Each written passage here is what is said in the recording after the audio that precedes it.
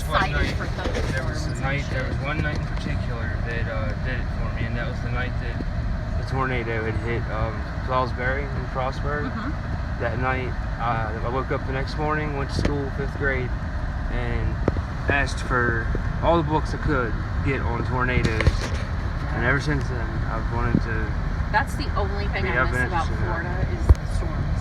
Oh God, the lightning and the thunder. I freaking love them. I get excited when the rain. I get so excited. Yeah, go on. If you get bored later, go on to my YouTube page and look at all the weather videos. Really? Oh yeah, I got